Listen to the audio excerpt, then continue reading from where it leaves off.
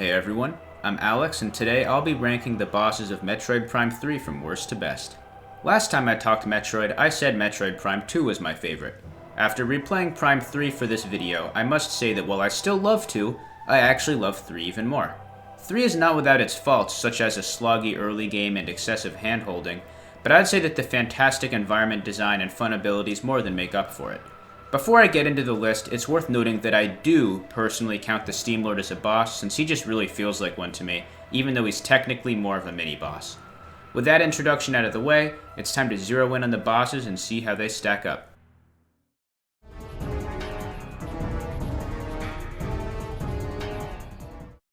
You've probably heard the saying, we all make mistakes before. And that's certainly true.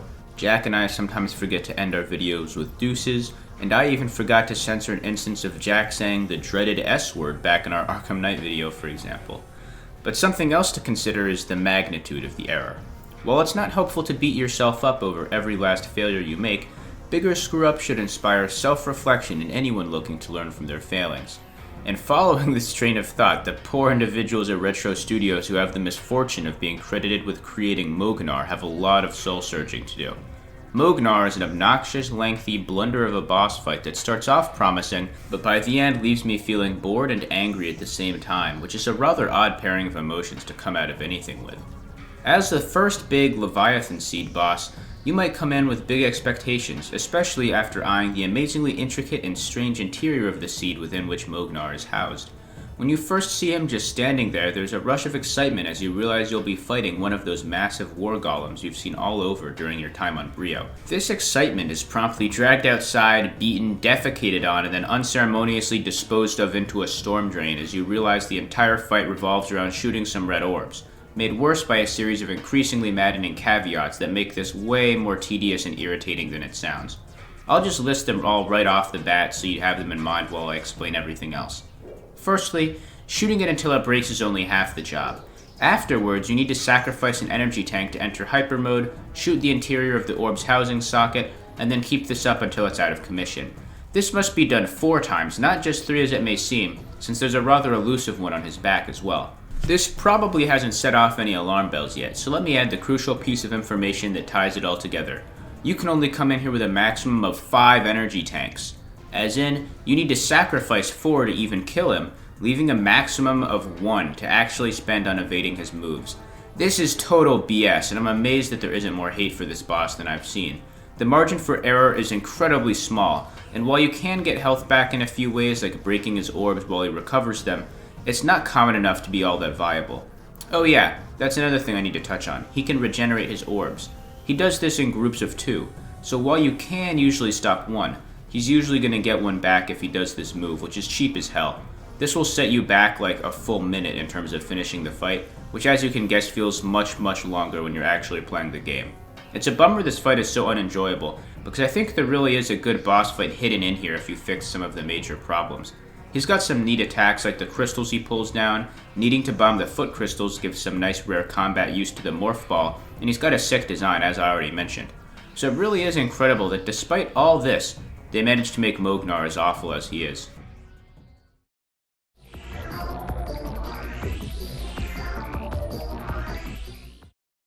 This dude fights like a pussy. He doesn't even really attack you, he just sends hordes of fodder steam bots at you that die with like 1 charge shot, and then he revives them, giving you your opening to go to town on him. There are a handful of these guys throughout the game, but not once is the encounter anything other than mediocre. It's not actively unpleasant like Mognar, so he beats him out, but it's still a dud. Fortunately, from here and onwards there's nothing too awful, since, spoiler alert, I think this game has a pretty consistently impressive roster of bosses, especially compared to the last 2 games in the trilogy.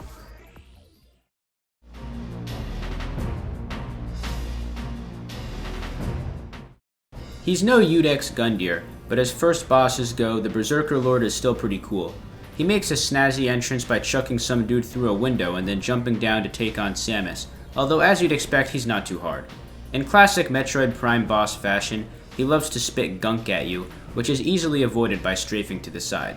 All the while you gotta blast his glowing red obvious weak points on his shoulders until they blow up and he decides to send purple orbs at you, which you can reflect back at him by shooting. The first cycle won't finish it, but after breaking his shoulder things twice, his head armor shatters, and the fight becomes a trivial matter of performing an amateur charge shot and missile-assisted lobotomy on him. Things go from bad to worse for him as he eventually staggers into the electric field, falls into the cold depths of outer space, and then collides with a passing ship, blowing himself up. A common misconception is that he somehow survived this, since you fight another Berserker Lord later on Elysia for a bomb part. But let me just clear this up and say there are multiple Berserker Lords, since this particular one is pretty clearly dead afterwards.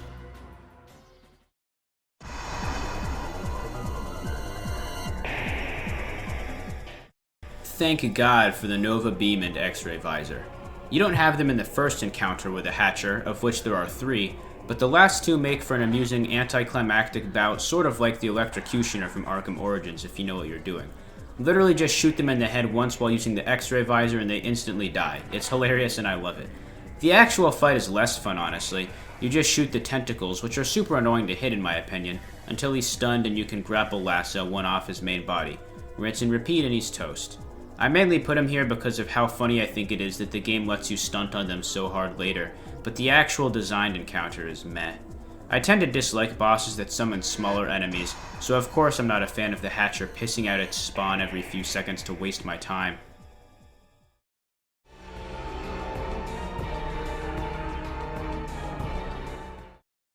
Despite being sort of a random throwaway boss, I still think the Korak Beast is cool.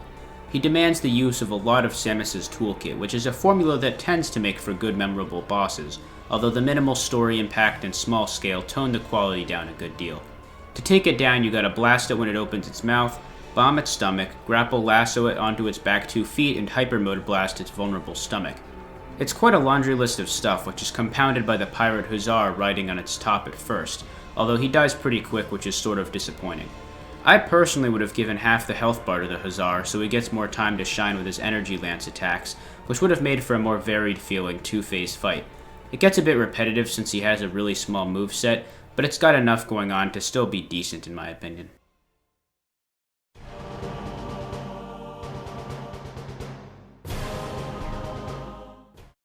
I'm aware that this is a pretty controversial statement. I've even seen people rate Rundus as the best boss in the series before. He's a rare case where you fight an actual character instead of just some alien creature or something, which is an overall strength of Metroid Prime 3 in general. It's definitely a loaded fight story-wise, since it's the first fight with a corrupted bounty hunter, and Rundus is arguably the one most friendly towards Samus from what I can tell. He saves her life early on in the game, and despite being a Shadow the Hedgehog tier brooding edgelord, he still seems to regard himself as a good guy and has the most direct interaction with Samus on Norian. He has a great design too, and some really good boss music. Even his fight is pretty fun. I like grappling his armor off and chasing him down through the ice pillars in hyper mode and all. So with all the positives out of the way, I gotta drop the negative that lowers his fight down here for me. He's easy as hell. I wasn't even trying to speedrun him or anything, but I still kill him in like under a minute every playthrough thanks to his minuscule health bar. No matter what story there is behind a boss, it has to last long enough to feel like an experience more than a road bump, which is not something Rundus pulled off. If he wasn't a pathetic pushover, I think I'd place him around number 6, but as is, his sad performance leaves him to be carried by his music and story significance. He does have a really interesting finisher though, that I thought was awesome as a kid. It raises an interesting question of whether Dark Samus simply made him kill himself, or if he did it himself in a brief moment of consciousness to avoid living as a slave to Dark Samus. I think he is the kind of guy who'd do that, so I always figured it was the latter, since the other bounty hunters also get a brief moment of clarity before their deaths, so there's no reason to think Rundus would be any different. I like the concept of seeing how the different hunters handle impending death, since it says a lot about a character, and gives you a better look into what they're like more than any of the corny intro dialogue did.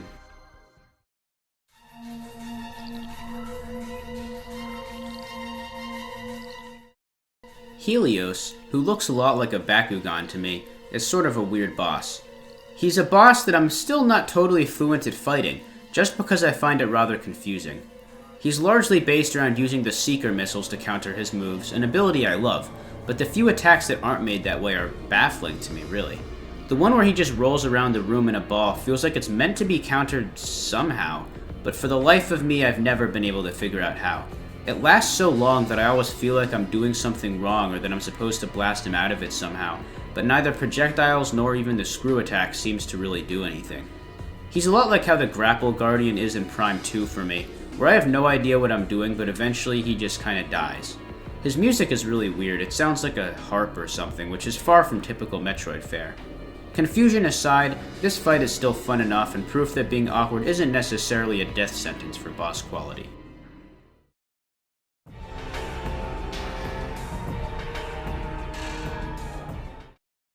This game has really good minor bosses, I noticed, which is a breath of fresh air from the repetition of Prime 2's Endless Guardians. After falling victim to an ambush while trying to get the boost ball, you descend into this mechanical shaft-like room where the drone stomps around leaving shockwaves and sends bombs at you they need to shoot before they hit you.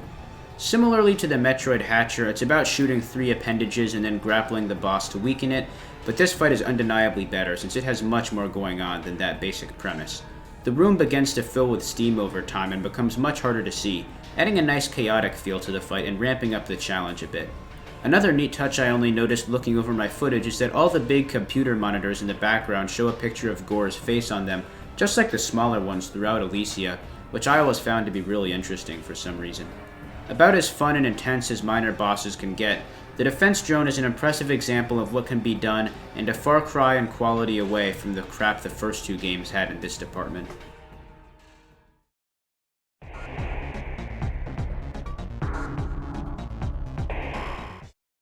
Considering this boss is basically part of the tutorial, it's freaking awesome. Fighting Ridley, Samus's arch-nemesis, is always awesome, but doing it while plummeting to your death down a massive shaft is a really cool idea that adds some rarely seen cinematic flair to the mix. It's also accompanied by one of my personal favorite arrangements of Ridley's theme, of which there are quite a few. During the fall, you'll switch between being above or below Ridley, with him sometimes grabbing you for some melee attacks that you can prevent by blasting him out of it. These are kinda tricky to hit him out of sometimes since the cursor is all shaky from falling and the screen is sort of blurry for a moment, so I actually got pimp slapped a few times in my fight with him, which was kind of embarrassing. He's got a classic Meta Ridley moveset, complete with plasma lasers, various projectiles, and all manner of lethal tools. You dodge by moving around the circular shaft like you're skydiving, which is thankfully way less clunky than it could have been, and controls pretty intuitively. The distance to the bottom functions as a time limit, but is pretty generous, so I've never actually hit the bottom before. It's also pretty satisfying watching Samus unload bullets point blank into his throat at the end too. While not incredibly difficult, it serves as an intense and unique battle that always makes the otherwise plodding early game of Prime 3 much easier to swallow.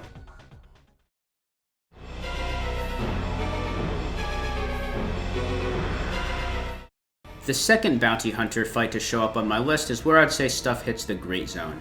While Meta Ridley is awesome, he's still held back a bit by early game simplicity. Gore has enough distance from the start of the game to be allowed more advanced mechanics like ice missiles and the boost ball to be used, and also has probably the most interesting fight lead-up of any boss in the game in my opinion.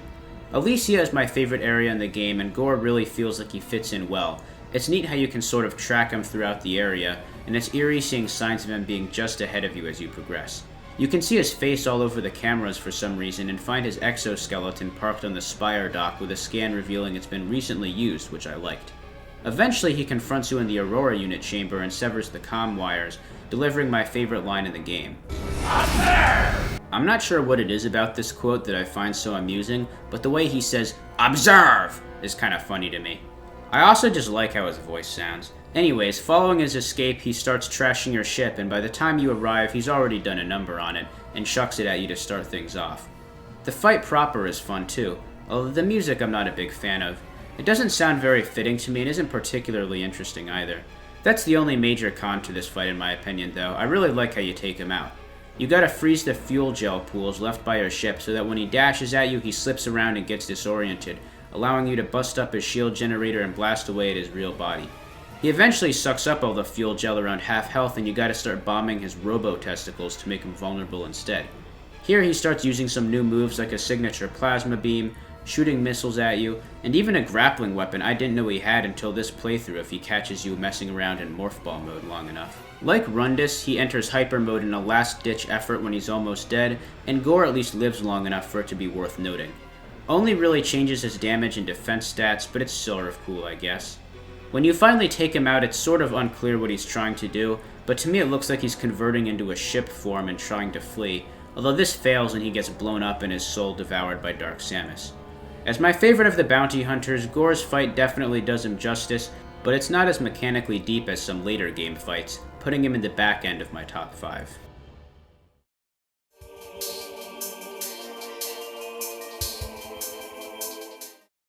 Gandreda is hands down the hardest boss in the game in my opinion. Despite her lanky stature, she tanks like a monster and can deal out some pretty hefty damage if she nails you with one of her incredibly varied moves, one of which involves vigorously humping your face and sapping your energy. Yeah, I'm not really sure what the hell this is supposed to be. Wikitroid says she's trying to rip your helmet off to present to Dark Samus as an offering or something, which is kinda neat. There are different versions of this animation depending on what angle she grabs you from, but they all do the same amount of damage and you rarely get one other than the front one. If you fail to shake her off, you get a special animation of her clawing, punching, or slapping you, although this only really happens if you let it. It's not too hard to evade though, since she telegraphs it super obviously by leaping into the air and floating like a balloon in your general direction with her knees hunched.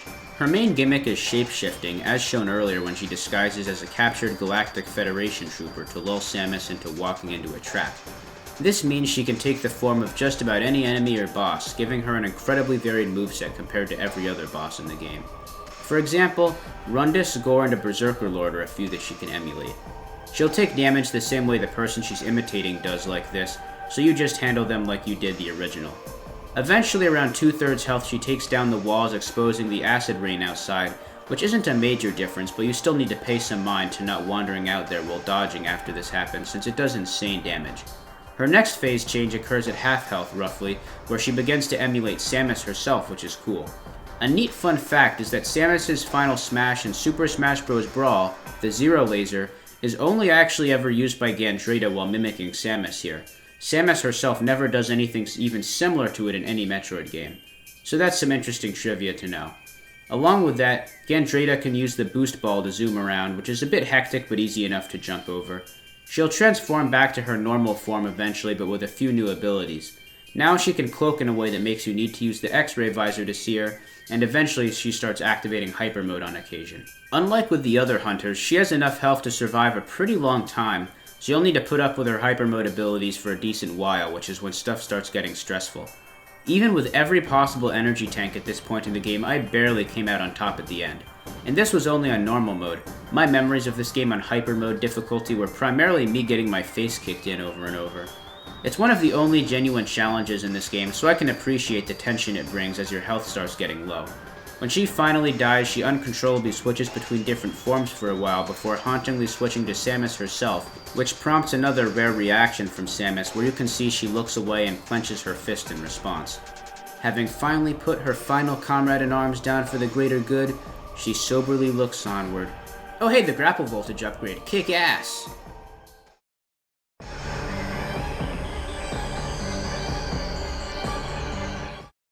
Depending on how you look at it, there are technically quite a few Dark Samus fights in this game if you count people she possesses as proxies, but this is the only classic bona fide encounter with the creature itself. For what it's worth, this is my favorite fight with her in the series, I think, since it largely does away with one of my only issues with the second fight in Prime 2, which is her irritating tendency to shield herself all the time and drag out the fight. The arena is awesome. Phase was a super cool environment in general, so it made for a great background to a penultimate boss fight. The intro cutscene is just great all around. It's a nice little standoff before you get down to business. It's a really fair-feeling duel between two equals, which is typically a recipe for success in boss design. You're permanently in hyper mode thanks to the corruption of Planet Phase, which is really fun, and gives you a chance to play around with the abilities you haven't been able to use a ton, like hyper missiles and the hyper grapple. Dark Samus has all the classic moves like missiles and cloning and is as nimble as ever, but she's also got some new tricks like bringing down crystals from the ceiling to make the arena more crowded. Eventually Dark Samus will start trying to heal and distract you with the clones, but the X-ray visor will show you who the fakes are so you can shoot her out of her healing move with relative ease. While not particularly challenging, it's a visually appealing fight with simple, enjoyable gameplay and pretty high story significance, so it's definitely one of my favorite fights in this series.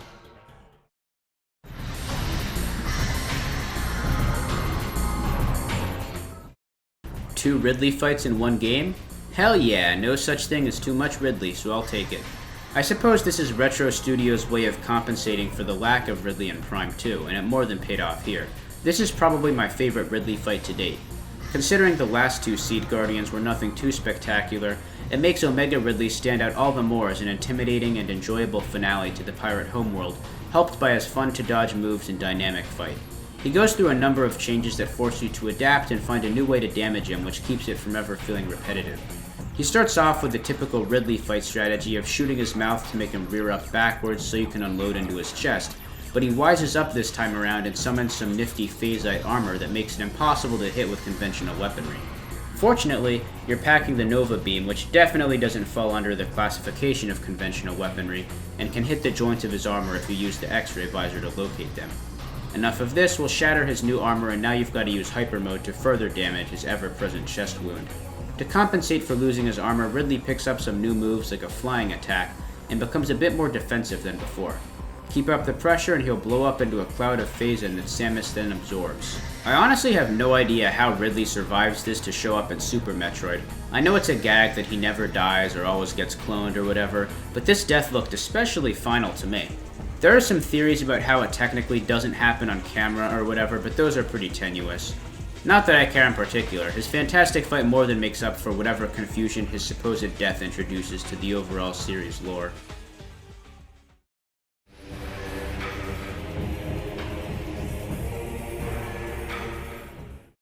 This is my second favorite boss in the overall series, just a bit behind Quadraxis from Prime 2. This boss seems to be generally disliked by people, and I have no idea why. People who wanted a final showdown with Dark Samus got one literally under 30 seconds before the start of this fight, and a damn good one at that.